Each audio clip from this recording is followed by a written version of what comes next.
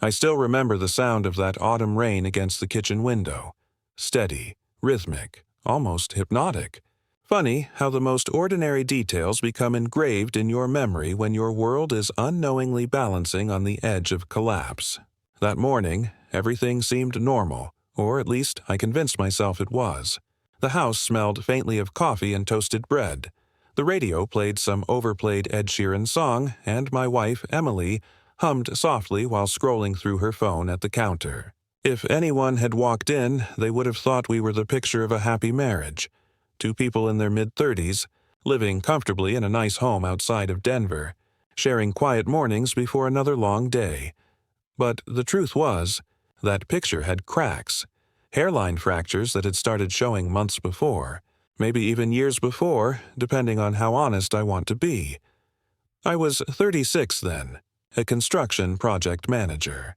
I'd been in the industry for over a decade, climbing up from laborer to supervisor and finally to project lead. I wasn't rich, but I made enough for us to live comfortably.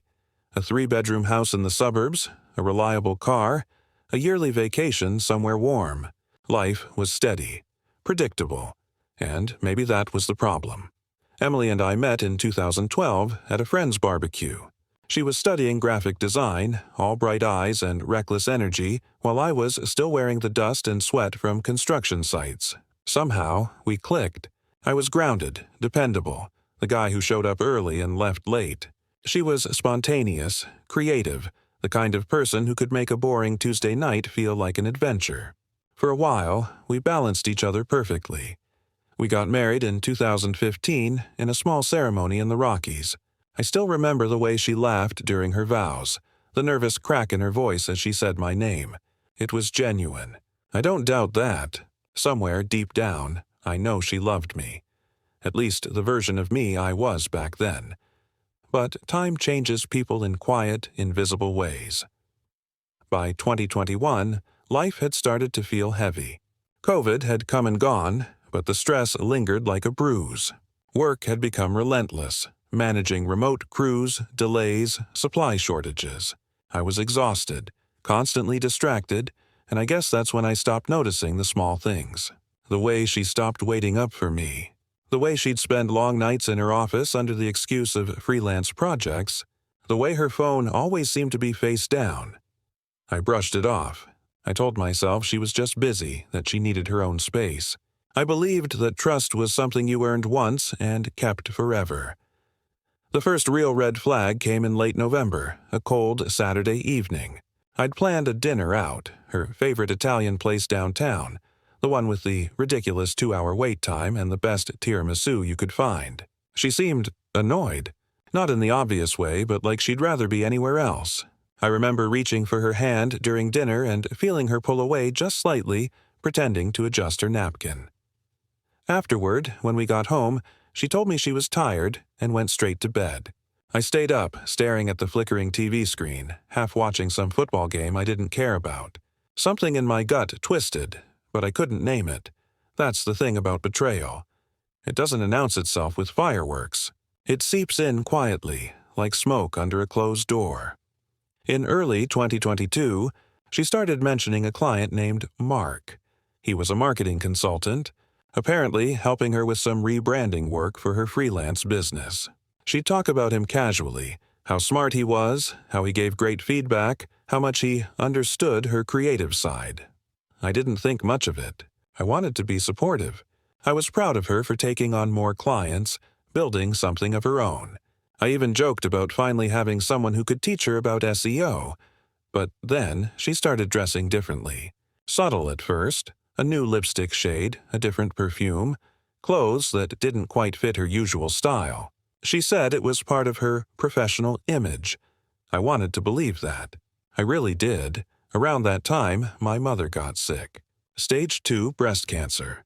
Most of my energy went into helping her with treatments, hospital runs, and just trying to keep my dad from falling apart. Emily was supportive at first, coming to appointments, bringing home-cooked meals for my mom. But slowly, she started withdrawing. She'd say things like, "It's too hard for me emotionally," or "You should spend more time with your family." I understood, or at least I thought I did. By the summer of 2022, our marriage felt like two parallel lines, close enough to see each other but never intersecting. I'd come home to silence. No hugs, no laughter. Just two people sharing space, pretending the warmth hadn't left. One night, I found myself standing in the hallway outside her office. The door was slightly ajar and I could hear her voice. Soft, intimate, almost different. It wasn't what she said, but how she said it. I remember my chest tightening, my mind racing through 1,000 explanations. Maybe it was a client call. Maybe she was just tired. I knocked gently and she startled. Her screen went black before I could see what was on it. She smiled, forced, brittle, and said she was just finishing up work. I left it at that. I wish I hadn't, because deep down, I knew. I think most people in love know when something has shifted, when the person you share a bed with starts feeling like a stranger. But denial is a comfortable lie, and I wrapped myself in it every night. The following months were a blur of small, painful details that, looking back, painted a clear picture. She started spending weekends at design conferences. Her texts became shorter. She laughed at her phone more often. And then, one afternoon in September, I came home early from a job site and found her car missing, even though she'd told me she was working from home. That night, I asked her about it. She said she'd gone for coffee with a client. She didn't look me in the eye. Still, I didn't push. I was too tired to start a fight, too scared to face the truth. By December, she'd grown distant to the point of invisibility. We spent Christmas apart. She claimed she needed to visit her sister in Portland while I stayed with my parents in Colorado Springs. She didn't even video call that day. Just a text that said, "Merry Christmas, love you." I stared at that message for hours, wondering why it didn't feel real anymore. It wasn't until January 2023 that everything started unraveling. The first week of the year, I noticed she'd moved some of her things out, her sketchbooks, her favorite mug, a few clothes. When I asked, she said she was reorganizing her workspace. But then I found a lease agreement in the printer tray, a downtown apartment, signed under her name. That's when the bottom fell out. I confronted her that night. I don't even remember exactly what I said, just that my voice cracked somewhere between disbelief and anger. She didn't deny it. She just looked at me, her eyes already empty, and said something that still echoes in my head. "I'm not happy anymore, Jake. I haven't been for a long time." And just like that, 8 years of marriage ended with a few quiet words and a slammed door. For weeks after, I moved through life in a fog. The house felt like a tomb, every room echoing with ghosts of laughter, memories, fights, apologies. I kept replaying everything in my head, trying to find the moment where I could have stopped it, where I could have saved us. But what I didn't know then, what would only come later, was that she hadn't just left me. She'd taken everything, and by everything I don't just mean the furniture or the savings. She took my peace, my pride, my sense of home. But she left one thing behind, the one thing she couldn't replace. And that's what this story is really about. When I say she took everything, I mean it in the most literal sense imaginable. Within a week of her leaving, I realized how unprepared I was for what was coming. Divorce is a word you hear tossed around in conversations, in movies, in songs, but no one ever tells you how much it actually destroys you piece by piece before the paperwork is even signed. January 2023 turned into a blur of sleepless nights, half-drunk bottles of whiskey, and legal emails that felt like they were written in another language. I'd never thought about divorce attorneys or asset division or spousal maintenance before. But now, every conversation I had with my lawyer sounded like a financial autopsy, dissecting the life we'd built together, labeling each piece as hers or mine, like the remnants of a car crash. The thing is, Emily was smart. Brilliant, actually, and she knew the system. She'd been preparing long before I even knew she was gone. Every account, every investment, every shared bill, she'd slowly shifted things around. When my lawyer went through the documents, he realized that the house, the one I'd been making payments on since 2016, was technically in her name. She'd refinanced it 2 years prior, for better rates, she'd said. I didn't question it then. I was too trusting. And now, the house, the one I poured my sweat into, the one where I replaced the floors, fixed the leaky roof, built the goddamn deck with my own hands, was legally hers. The bank accounts were worse. Half of my savings had inadvertently been transferred to a joint account that she'd closed out the week before filing. My truck, the one I'd bought cash after years of saving, was listed under a business asset for her freelance company, which meant I couldn't touch it.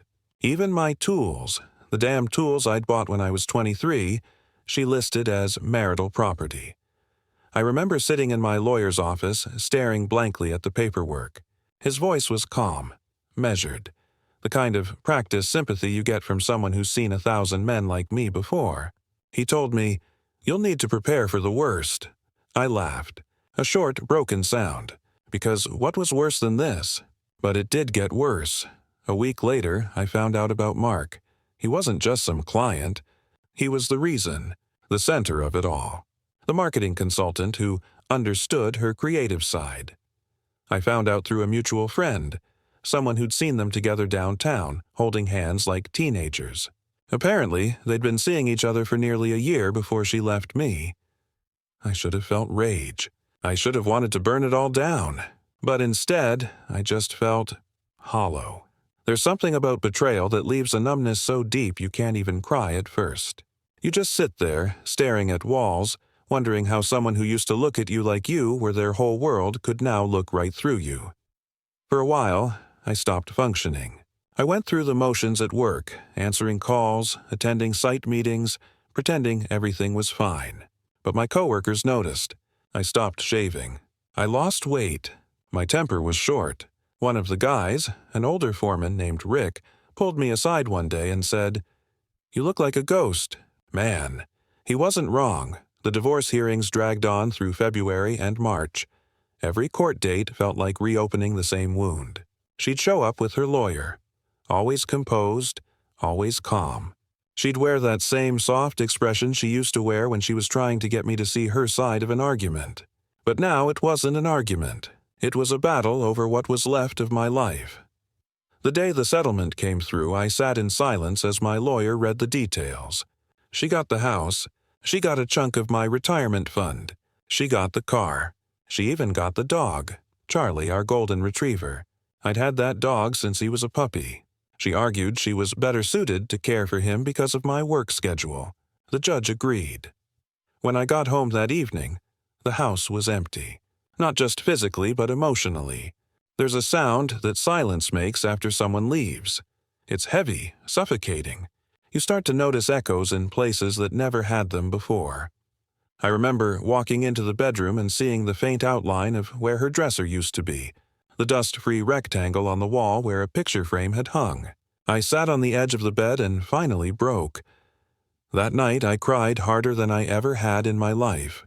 Not because I missed her, though in a twisted way I did, but because I didn't recognize myself anymore. The man I'd been, confident, stable, proud, had been replaced by someone small and bitter, someone who jumped every time his phone buzzed, half hoping it was her, half dreading that it might be. In April, I moved out. I couldn't stand being in that house anymore. I rented a small apartment near downtown Denver. 1 bedroom, old brick walls, creaky floors, the kind of place that smelled faintly of old wood and regret.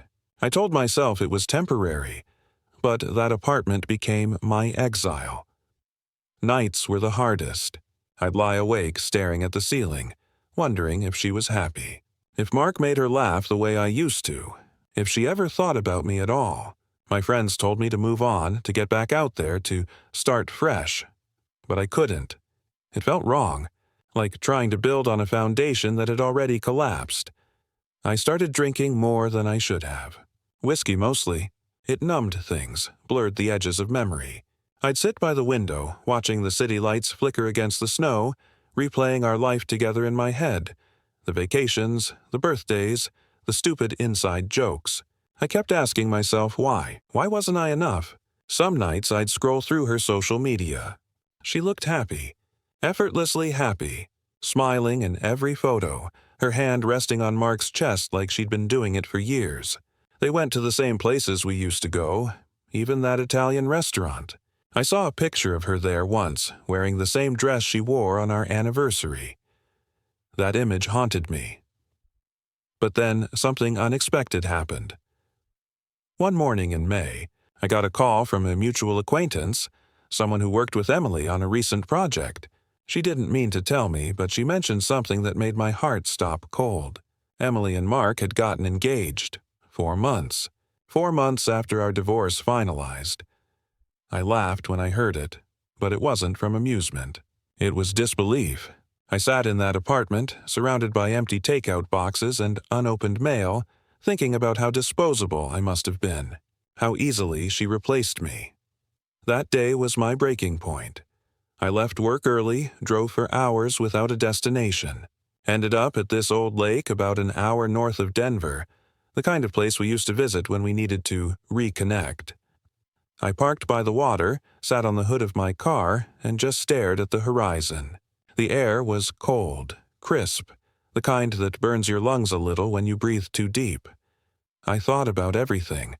The years, the sacrifices, the nights I stayed late at work so we could afford that house. I thought about how she took it all, piece by piece, until there was nothing left of me. And then I thought about what she couldn't take. It wasn't money. It wasn't property. It wasn't even pride. It was something far deeper. Something I hadn't realized I still had. The idea came to me slowly, like the first flicker of dawn after a long night. A sense of quiet clarity that replaced the anger, the grief, the self-pity. If she wanted everything, she could have it. But I would take something she could never replace. And that's when it began. The plan that would change everything. The weeks following that lake visit were strange, almost surreal. It was like my life had become a slow-motion montage, each day blending into the next with no real sense of direction. But underneath the fog, something was stirring, a quiet, simmering determination that hadn't existed in me before. I couldn't go back to the man I was. Not after what happened. Not after everything she'd taken. I started small at first. I cleaned the apartment, not because I cared about hygiene, though it helped, but because I needed some sense of control. When your world has been ripped apart, control becomes an addiction. I organized my paperwork, my tools, my little savings account that she hadn't touched. Every small thing I did reminded me that I still had something she couldn't take. Me. But it wasn't just about possessions. It was about my mind, my spirit. I started running in the mornings, even when it was snowing and bitter cold. I'd hit the pavement until my legs ached and my lungs burned, feeling the anger and frustration leave my body in rhythmic pounding. I called a therapist, someone who specialized in betrayal trauma, and for the first time, I started talking about what it actually felt like to have your life dismantled while you were still standing inside it. The hardest part, though, wasn't the house or the accounts or even the car. It was how people reacted. Friends, family, co-workers. Everyone tried to be supportive, but it always came with that weird, uncomfortable distance. Like they didn't really know what to do with someone whose life had been erased by the person they loved. My dad tried to help, but all he could do was shake his head and mumble about how life isn't fair. My mom would cry, hug me, tell me I was strong. But the truth was, I didn't feel strong. I felt raw, exposed, like a man standing in the middle of winter without a coat. Emily, of course, was untouchable in the eyes of the world. Everyone saw her as this successful, independent woman who had moved on. Social media was brutal.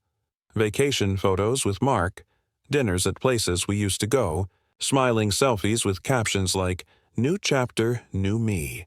I didn't look. Not at first. But curiosity, or maybe obsession, is a funny thing. Eventually, I found myself scrolling, stomach nodding with every post, every story, every tag. I began noticing patterns. Little things she left behind that weren't material, but emotional. Letters I'd written that she'd kept. Pictures she'd hung in our old bedroom. Even after all the manipulation, she had these threads of our life that she hadn't fully erased. And that was maddening in a way. It reminded me that she could control the narrative, but she couldn't control me. Not entirely. At work, I threw myself into projects like a man possessed. My teams noticed the intensity, the hyper-focus. I became distant, almost robotic, but I didn't care. I wasn't just surviving anymore. I was biding my time, collecting information, paying attention to details, learning where she had weaknesses. It wasn't about revenge at first. It was about reclaiming myself. But slowly, the lines started to blur. The first real breakthrough came when I got wind of her engagement party. It was small, supposedly intimate, in a loft downtown with friends and family invited. I didn't know many of them, but that didn't matter. I realized that while she had taken my material world, she hadn't considered the emotional consequences of her actions. She thought she could erase me, but she hadn't counted on the quiet rage simmering beneath my calm exterior. I started keeping track of her routines. Where she went, who she met, what she posted online. Not in some obsessive, unhealthy way. At least, I told myself that, but in a calculated way. I needed to understand the person who had upended my life, because if I wanted to reclaim anything, I needed to know her patterns. Friends started noticing the change in me. Rick, the old foreman, pulled me aside one day while we were inspecting a site in Littleton. He said, "You're different now. There's something in your eyes, like you're planning something." I didn't respond. I didn't need to. The truth was, he was right. Something had shifted. I wasn't the broken man anymore. I was someone else entirely. Sharper, more aware, dangerous in the sense that only a cornered man can be. But it wasn't just about Emily. The fallout affected every part of my life. Work was exhausting, friends were distant, family was worried sick. Nights were lonely, filled with memories that cut deeper than any argument. I had dreams about her. Not nightmares, but vivid recreations of moments we shared. Sometimes I'd wake up gasping, heart pounding because my subconscious was still trying to process the betrayal. Other times, I'd wake up calm, almost eerily so, with a sense of purpose I hadn't felt in years. The legal aftermath was another battlefield. Even though the settlement was final, she tried to squeeze more out, claiming I owed her for emotional damages, trying to retroactively take a portion of my small savings. My lawyer laughed it off, but I could see the strategy. She thought she could corner me, financially and emotionally. But she underestimated something fundamental. I was no longer playing by her rules. By June, I started to rebuild a semblance of life. A new apartment, new routines, some semblance of work-life balance. But the core of me was different.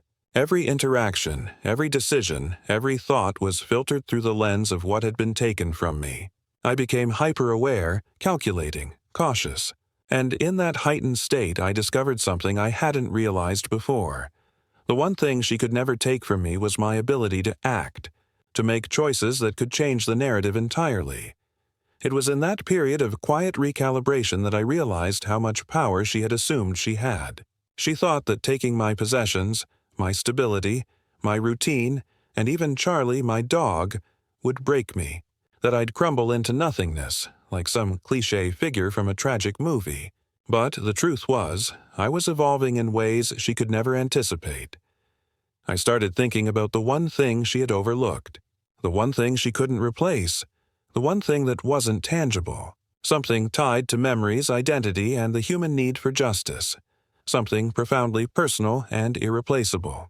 And once I realized it, a plan began to form in my mind. It wasn't about hurting her in the physical sense. It wasn't about ruining her life, though part of me did feel that dark curiosity.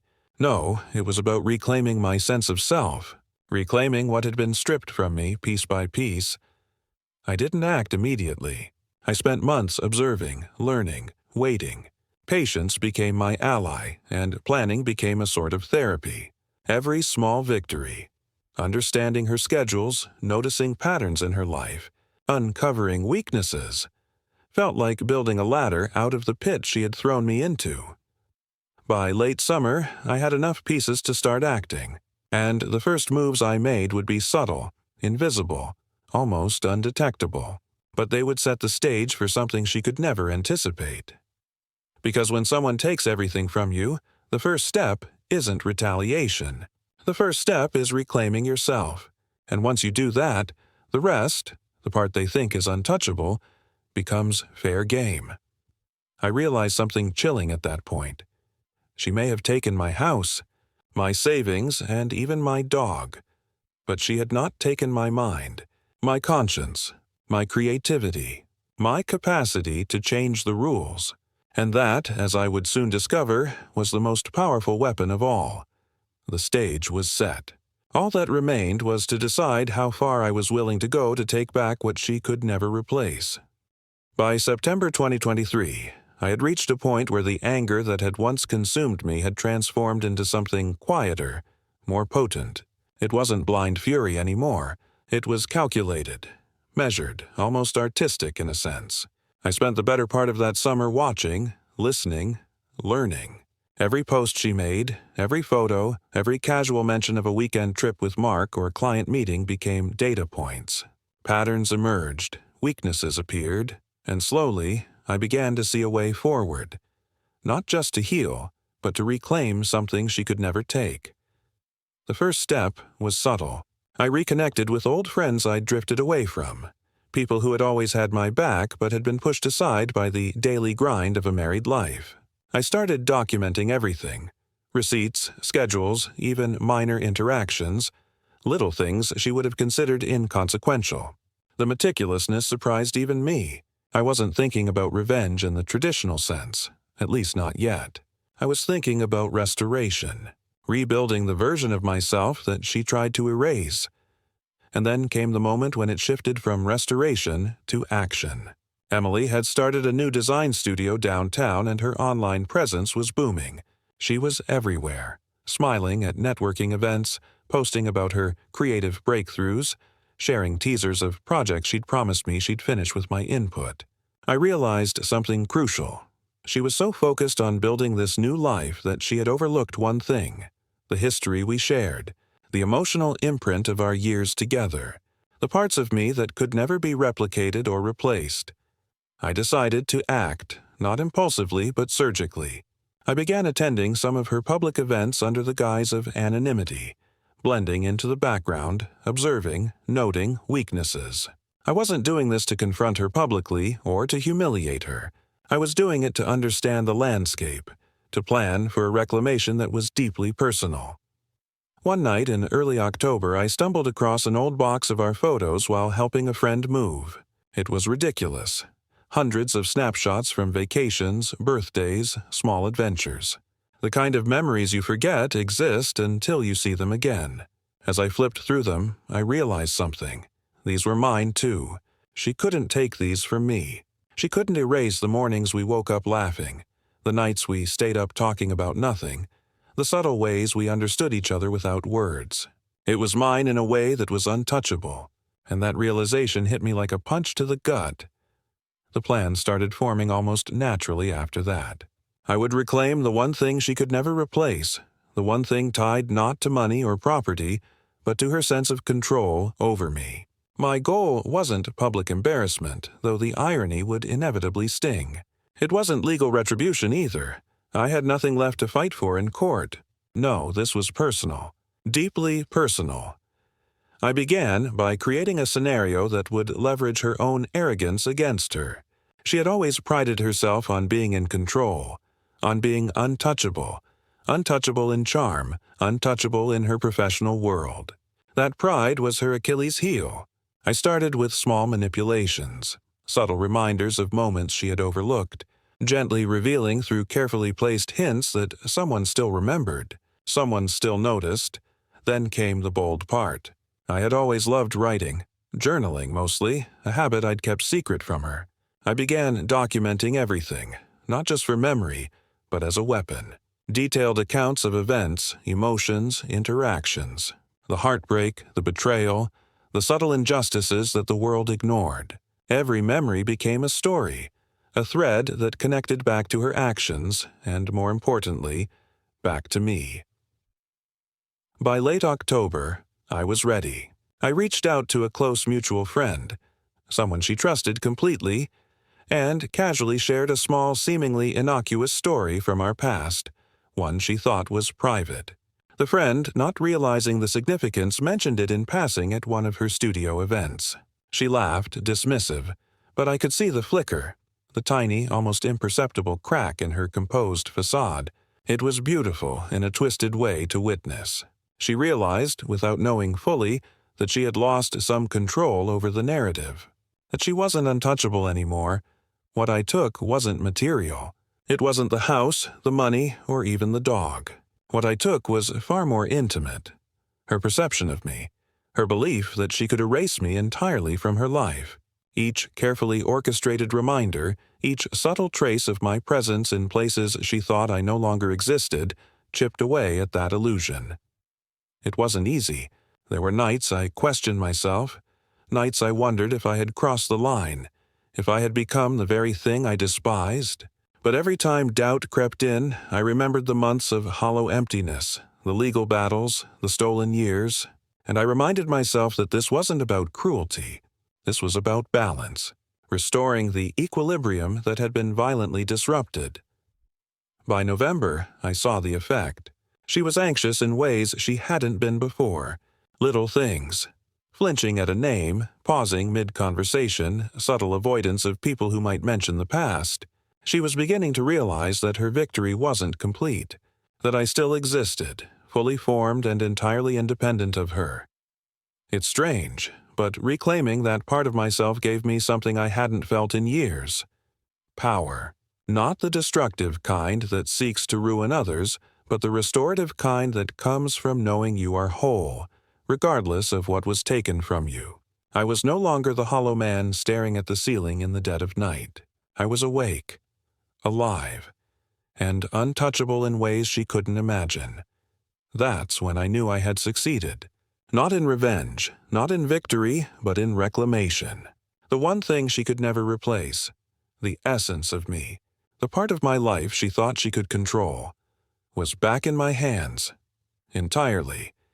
And it felt incredible, liberating, almost euphoric. By the time December rolled around, I had built a quiet, resilient life. Friends were back in my orbit, work was steady, and I had reconnected with the parts of myself I thought were lost forever. I didn't need her approval, her validation, or her presence to feel complete. I had taken back what mattered most, and in doing so, I had discovered a version of myself stronger than I ever imagined.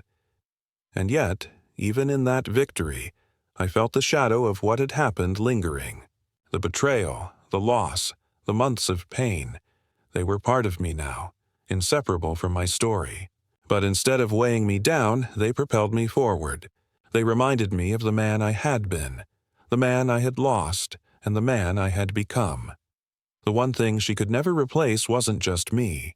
It was my story, my narrative, my memory.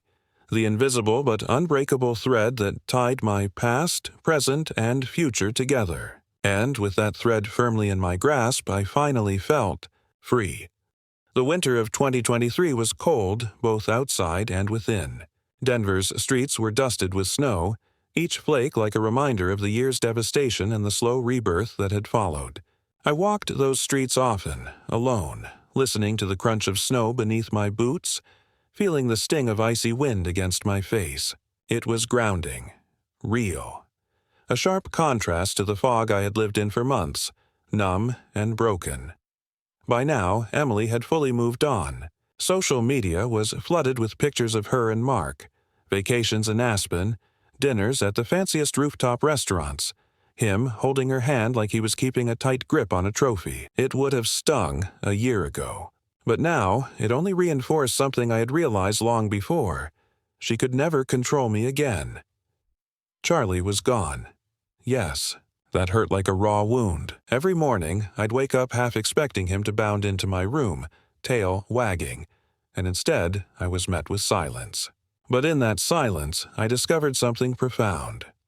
Life doesn't end when someone takes what you love most. You survive, you endure, you grow. I began to rebuild my life in ways I hadn't imagined possible. My new apartment became a sanctuary, filled not with her things or her memory, but with objects that reflected me. A modest shelf of books I'd collected over the years. My journal stacked neatly on the side table. A guitar I hadn't touched since before our marriage, now strummed daily.